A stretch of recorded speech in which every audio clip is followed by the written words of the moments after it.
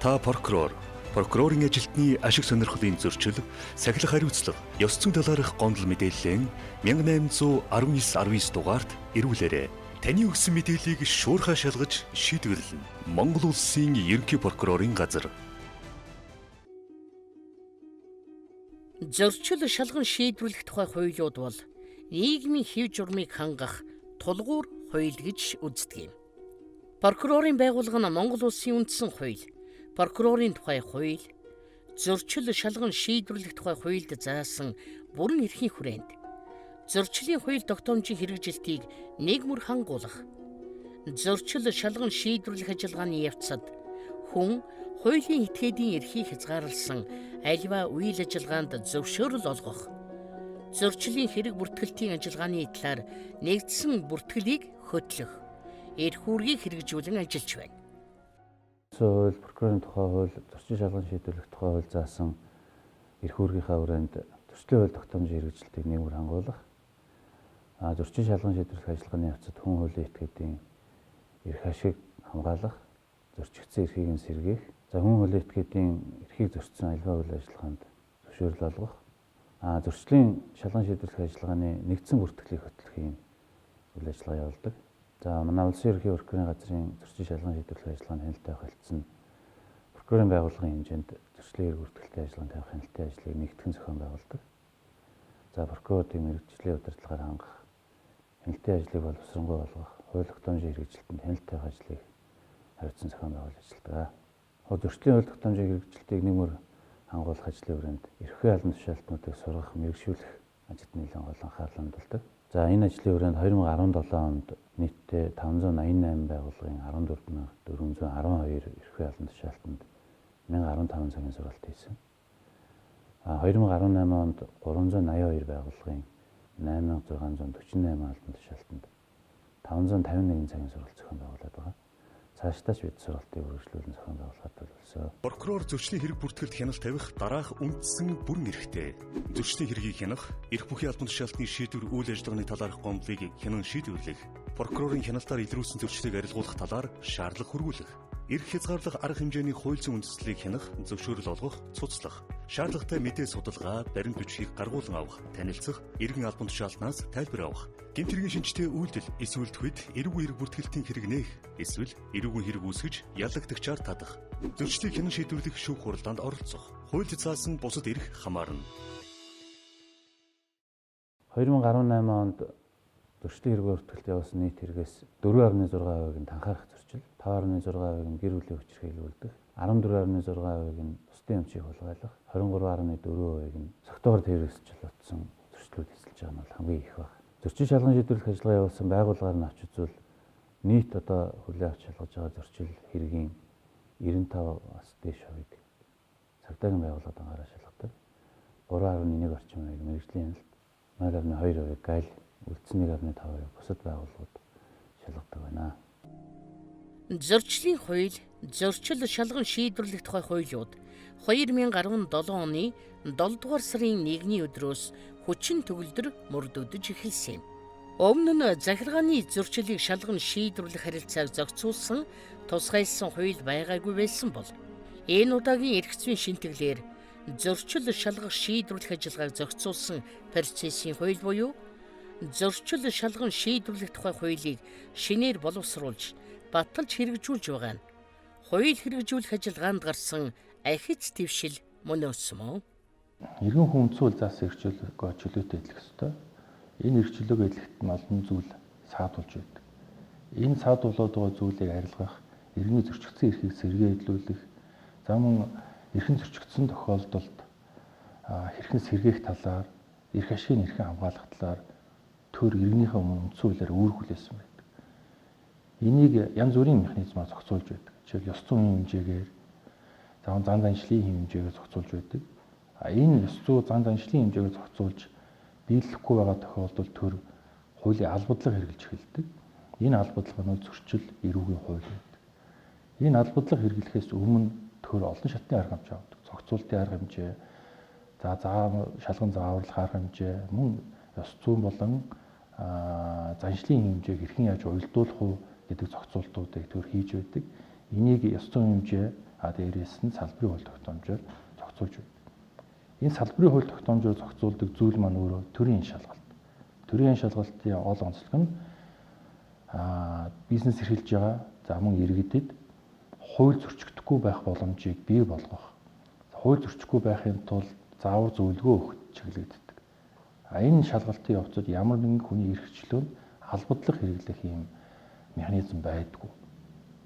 Өөрөөр хэлбэл энэ төрийн захиргааны үйл ажиллагаа гэсэн үг.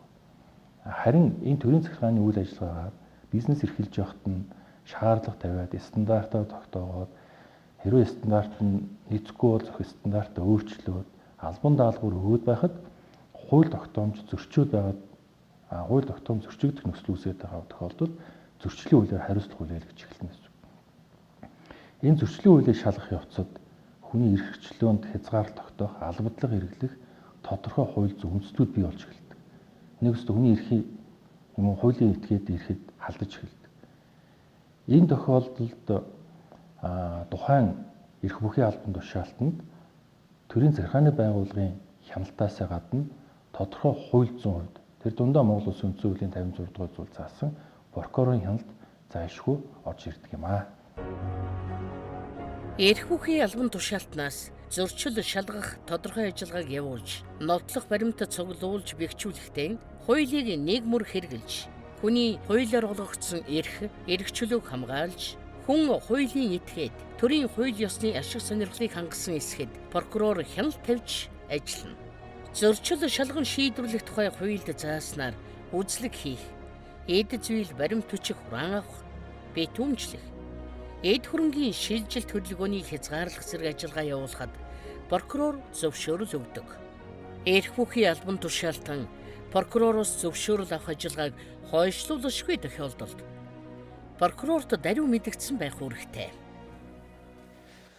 Энэ зөрчил шалган шийдвэрлэх ажиллагаа гэдэг маань одоо зөрчил гаргасан тий одоо хууль болон захиргааны хэмжээ зөрчсөн үйлдэл эсвэл төв одоо шалган тогтоох энэ л үйл явцыг бол зөрчил шалган шийдвэрлэх ажиллагаа гэж. Энэ үйл явцыг одоо шалган шийдвэрлэх ажиллагааг болон зөрчил шалган шийдвэрлэх тухай хуулиар одоо зохицуулж өгсөн байдаг. Энэ хүрээнд бол зөрчил шалган шийдвэрлэх ажиллагаа явуулаад энэ үйл явцыг тогтоохдоо яах вэ гэхээр эрх бүхий албан тушаалтан маань нотлох баримт цуглуулна. Мөн тодорхой хэмжээгээр бусдын одоо эд зүйл баримтчийг хураа авна, үзлэг хийн, орон байрны зарим тохиолдолд нэгжлэг хийн, шинжээч том шинжилгээ авна. Дээрээс нь одоо бусдаас одоо тайлбар мэдүүлэг авна. Холбогдогч, хохирогч, мөн хохирогчийн хууль ёсны төлөөлөгч, өмгөөлөгч, холбогдогчийн өмгөөлөгч, хууль ёсны төлөөлөгчөөс шинжээчээс энэ тайлбар тэмдэглэл авах энэ үйл явцыг энийг журмалж өгсөн.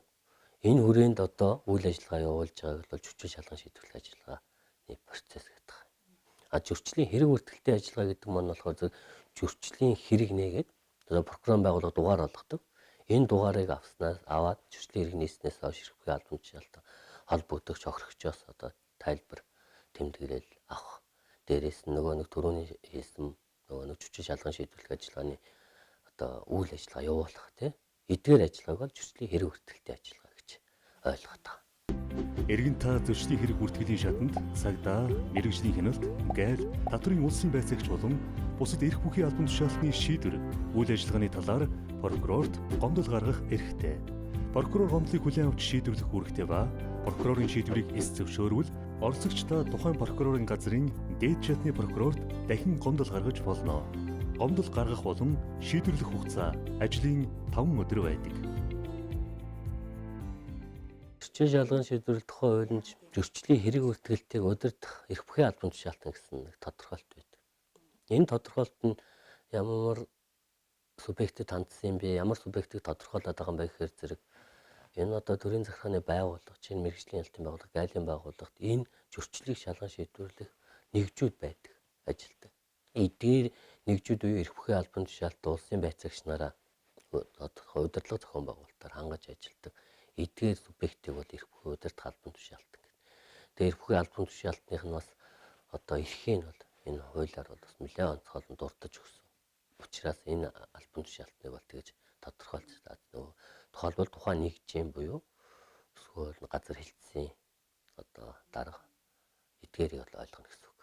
Олон нийтийн сүлжээ тэр дундаа Facebook ашиглан иргэдэг лойрдох, гэмт үйлдэлийн бай болгох явдал ихэлсэн энэ үед иргэн та өөрийнхөө төлөө дараах алхмуудыг заавал хийж хэвшээрэй. Альва нууцугээ хэнэгэнд алдахаас сэргийлэх, хоёрын мэдээлэлээ нийтэд ил байхаас зайлсхийх, үл таних хүний найз болох хүсэлтийг авахгүй байх, альва сонжо, лайк дарах гуйлтанд хариу үзүүлэхгүй байх. Хэрв өөр төхөөрөмжөөр нэвтэрсэн бол заавал гарах буюу лог аут хийх. Эдгээр алхмуудыг хийж хэвснээр та өөрийгөө кибер гэмтэргээс хамгаалж чадна. Хэнти аймгийн прокурорын газар. Улаанбаатар дахь гайлын газар бол 2018 оны 1-р сарын 1-ээс 2018 оны одоо 10-р сарын 23-ны өнөөдрийн байдлаар нийтдээ зөрчлийн тухай болон зөрчил шалгаж шийдвэрлэх тухай хууль тогтоомжийн дагуу 338 зөрчилийг илрүүлж нийтдээ 596.7 сая төгрөгийн татварыг нөхөн төлүүлж 280.2 сая төгрөгийн торгуулийн арга хэмжээ бол авч ажиллаж байна. Прокурорын ялтандаа бүртгүүлээд тухайн зөрчлөө хэрэгээ хянуулаа шийдвэрлээд явдаг. Энэ бол бас их давуу үр өгөөжтэй гэж одоо байгалийн байгууллага бодож байгаа юм.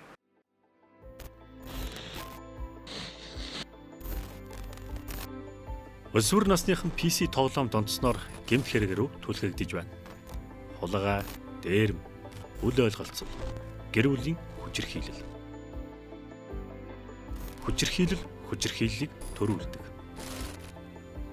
Хүүхэд гэмтэргийн золиос болохоос сэргийлцгээе.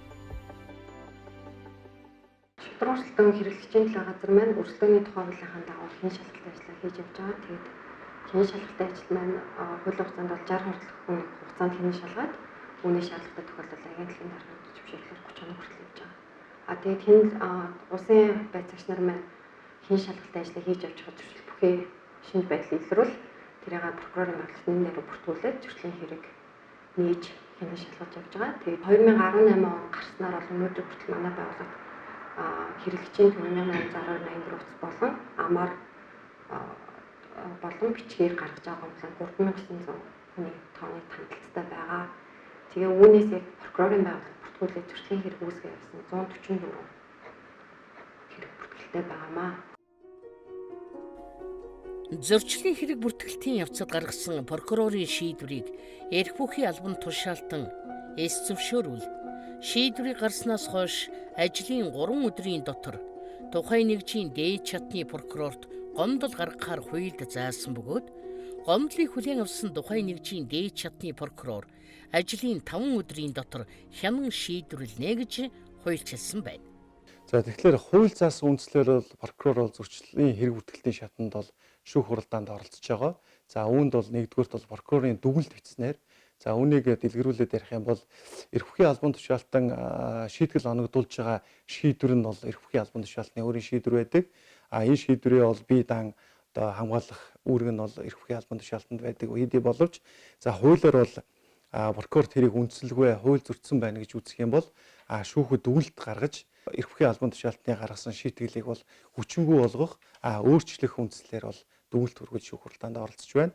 За мөн эрүүгийн хэргийн шүүх хуралдаанд одоо зөрчил шалган шийдвэрлэх тухай хууль заасан үндслийн дагуу эрх бүхий албан тушаалтны буюу одоо бидний хэлж занснаар бол цагдаагийн байгууллагын шийтгэл оногдуулсан шийдвэрт эрүүгийн шүүх хуралдаанд бол прокурор бол санал гаргах хэлбэрээр бол оролцож байгаа хуулийн зохицуулалтад оролцож байна. Эргэн та зөрчлийн хэрэг бүртгэлийн шатанд цагдаа, мэргэжлийн хяналт, гайл, татврын улсын байцаагч болон бусад эрх бүхий албан тушаалтны шийдвэр, үйл ажиллагааны талаар прокурорт гомдол гаргах эрхтэй. Прокурор гомдлыг хүлээн авч шийдвэрлэх үүрэгтэй ба прокурорын шийдвэрийг эс зөвшөөрвөл оролцогч та тухайн прокурорын газрын дээд чатны прокурорт дахин гомдол гаргаж болно. Гомдол гаргах болон шийдвэрлэх хугацаа ажлын 5 өдөр байдаг. За тэгэхээр хэрэг бүртгэлтийн ажиллагааны явцад бол прокурорын зайлшгүй зөвшөөрлийн дагуу хийгдэх бол тодорхой 4 ажиллагаа байгаа юм. За эрх бүхий албан тушаалтнаас бол хэрэг бүртгэлтийн явцад бол прокурорд бол зөвшөөрөл авахдаа бол санал гаргаж байгаа. За үүнд бол нэгдүгээрт бол тухайн үзлэг хийхэд жишээ нь үзлэг хийх дотроо ямар үзлэг хийх вэ гэхээр орон байр, хувийн одоо орон сууцанд хувийн эзэмшилд одоо халдаж үзлэг хийх тохиолдолд бол нэгдүгээрт бол прокурор зөвшөөрлийг авч байна. За хоёрдугаарт бол тухайн хэрэг бүртгэлтийн шатанд бол эрүүл мэндийн шалтгаанаас одоо сэтгцэн эрүүл мэндтэй холбоотой хүн болон эд зүйл уран амьтанд бол шинжилгээ хийхэд бол прокуроос зөвшөөрлөг авч байна. За мөн бичиг баримтыг хурааж авахд бол зөвшөөрлөг авч байна. За бусдын эд зүйл одоо эд хөрөнгийн шилжилт хөдөлгөөнд хязгаарлалт тогтооход бол прокуроос бол зөвшөөрлүүдийг авч ажиллаж байна. Улсын ерөнхий прокурорын 2017 оны 7 дугаар сарын 4-ний өдрийн А75 дугаар тушаалаар зөрчлийн улмаас учирсан хохирол, нөхөн төлбөрийг тооцох журмыг батлан хэрэгжилтэнд хяналт тавин ажиллаж байна. Уг журамд зааснаар прокурор эрх бүхий албан тушаалтан хохирол, нөхөн төлбөрийг тооцох шийдвэр нь хуульд заасан үндслэл журмын дагуу явагдсан эсэхэд хяналт тавьж, эрх бүхий албан тушаалтнаас хохирол, нөхөн төлбөр тооцох ажиллагааны явцад гаргасан зөрчлийг арилгуулахаар шаардлага, хохирол, нөхөн төлбөр тооцох ажиллагааг гүйцэтгүүлэхээр даалгавар бичих, хохирол, нөхөн төлбөрийг тооцохтой холбогдсон гаргасан гомдол хүсэлтийг хянан шийдвэрлэх арга замаар хууль журмын хэрэгжилтийг хангаж байна. Улсын хэмжээнд зөрчил шалган шийдвэрлэх хэрэгтэй 27 байгууллагын 547 нэгжид 8981 эрхвээ албан тушаалтай ажиллаж байгаа. Эдгээр эрхвээ албан тушаалтнуудаас зөрчил шалган шийдвэрлэх ажиллагаа явуулсан байдлыг та бүхэнд тооч танилцуулахад 2017 онд 533,341 зөрчлийн талаарх гомдол мэдээлэл хүлээн авч 11,417 зөрчлийн эрхт хэрэгжилттэй ажиллагаа явуулсан бол 2018 онд 1,81,996 44 зөрчлийн талаарх гомдол мэдээлэл хүлээн авч шалгаж 23,996 зөрчлийн эрхт хэрэгжилттэй ажиллагаа явуулсан байна. За энэ тав мэдээнээс харахад бол 2018 онд хүлээн авч шалгасан зөрчлийн талаарх гомдол мэдээлэл 2017 оныхоос 108.2%-аар зөрчлийн хэрэг нь 110.8%-аар өссөн байна. Хөөх, олсон хүний олц, хайсан хүний хайлц гэдэг байгаа. Өнөөдөр чи яндат өдөр ах чинь. Юугаа бодож зогсоод байгаа юм бэ? Шууд очиод аваач. Чамайг ингэ зогсож чад хэн нэгэн төрүүлчихэд авбал яах юм? За ер нь би болий. Үлийн үрээр урд нь юу боллоо? Буцаа чи аавын хаалгыг татах гээ юу? Эзэнд нэмэн аваачиад 10% харин нэгж хэвдэг. Та хэр ёс зүйтэй хүн бэ? Зөрчлийн эргийн улмаас иргэн хуулийн этгээд төрийн байгууллагуудад нийтдээ 3.1 тэрбум төгрөгийн хохирол учирснаас зөрчил шалган шийдвэрлэх ажиллагааны явцад 2 тэрбум орчим төгрөгийн хохирлыг нөхөн барагдуулсан юм тоо мэдээ гарсан байна. За үүнд хүнчлэн 2018 онд нийтдээ 8501 хүн 331 хуулийн этгээдэд зөрчлийн хэрэгт шийтгэл оногдуулах арга хэмжээ авсан байна. Монгол улсын эйн нос залуус бидний сэтгэл хөдлөлөөр хандж ирсэн буруу үйл маргааш юуг дагуулж ирэх тухай бодож үздэг үү? Харигтэл, явнлалт, мансуурах зэрэг хорд бүхнээс гарах үр дагавар бидний ирээдүйг үгүй хийсээр байна. Анзаарахгүй байсаар бах уу?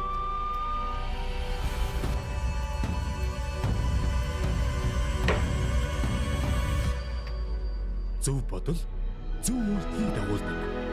Гэрэл ирээдүйг хамтдаа бүтээцгээе. Хангал дүүргийн прокурорын газар.